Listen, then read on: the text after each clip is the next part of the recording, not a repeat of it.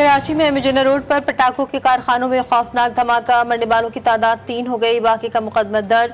कारखाने का मालिक नामजद। धमाके की वीडियो GTV न्यूज ने हासिल कर ली। फायर ब्रिगेड की 12 से ज्यादा गाड़ियों ने आग पर काबू पा लिया। कारखाने में फंसे मुलाजमीन को बहिफाजत निकाल लिया गया। बराबर की इमारत को मखदूश करार।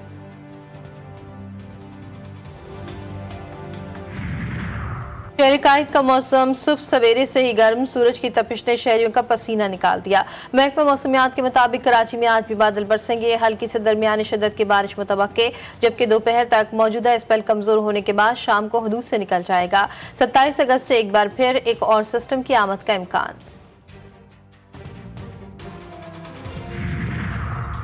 और बारिश के बायस लोगों की तकलीफ का एहसास है। सिंध हुकूमत माजरत ख्वाह, सूबे में अमवात हुई, हुकूमत जिम्मेदारी कबूल करती है। वज़ीर इत्तला सिंध शर्जील इनाम मेमन कहते हैं, अफसोस हुआ हमारे खिलाफ मुहिम चल रही थी। खैबर पख्तूनख्वा, पंजाब, गिलगित बल्तिस्तान में सैकड़ों जाने गए, इस पर ट्रांसमिशन नजर नहीं आई। मेयर कराची मुर्तजा वहाब बोले, नालों की बरवक्त सफाई की वजह से सूरत हाल बेहतर है। टीमों ने दिन रात मेहनत करके तमाम इलाके क्लियर कर दिए। Pakistan's full support to China on all issues of its core concern. Next year, Pakistan and China will celebrate the 75th anniversary of the establishment of our diplomatic relations. In this context, Foreign Minister Wang Yi and I agreed that our two countries would organize a series of events and programs to celebrate this auspicious event. Pakistan और चीन का अमन, इस्तेहकाम, खुशहाली के लिए मिलकर काम करने का अज़्म। पाकिस्तान और चीन के दरमियान इस्लामाबाद में स्ट्रेटेजिक डायलॉग का छठा दौर।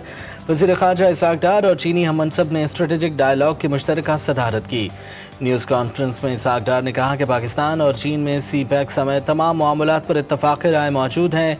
ख़ित्ते के अमन, इस्तेहकाम और खुशहाली के लिए मिलकर काम करने के लिए पुरअज़्म हैं।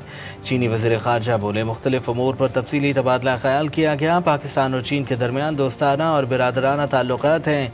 CPEC की तामीर और तरक्की और दो तरफ़ा ताउन के लिए काम करते रहेंगे। कराची में शारा फैसल पर वाक़ नस्ला टावर को गैर कानूनी ज़मीन अलॉट करने के केस का अहम फैसला। साबिक DG SPCA मंजूर काका समेत 27 मुल्ज़िमान अदम शवाहिद की बिना पर बरी। सूबाई एंटी करप्शन कोर्ट ने फैसला सुना दिया। वज़ीर आला पंजाब की टोक्यो की पहली खातून नायब गवर्नर मात्सुमोतो आकीको से मुलाकात। पाकिस्तान और जापान की ख़वातीन लीडरशिप के दरमियान रवाबित के फ़रोग़ पर इत्तफ़ाक़। मुलाकात में सुथरा पंजाब को टोक्यो की क्लीन अथॉरिटी की तर्ज पर इस्तवार करने पर भी बातचीत।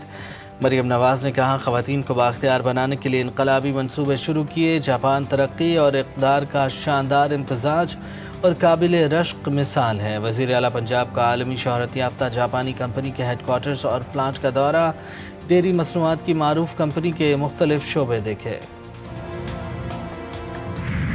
दोस्ती भी लायक़ एतबार ना रही। दोस्तों ने दोस्त को चीन ले जाकर अच्छा रोज़गार दिलवाने का वादा किया।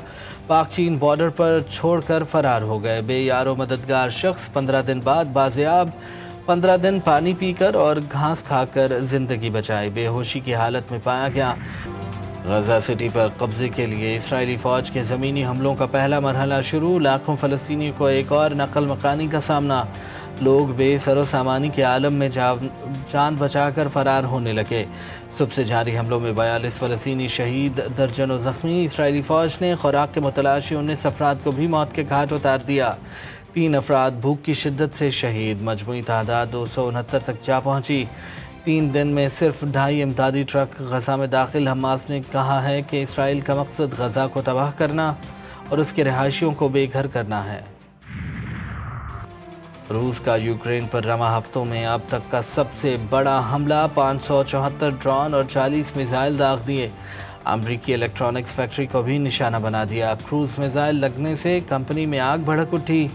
हमले में 1 शख्स हलाक और 22 जख्मी।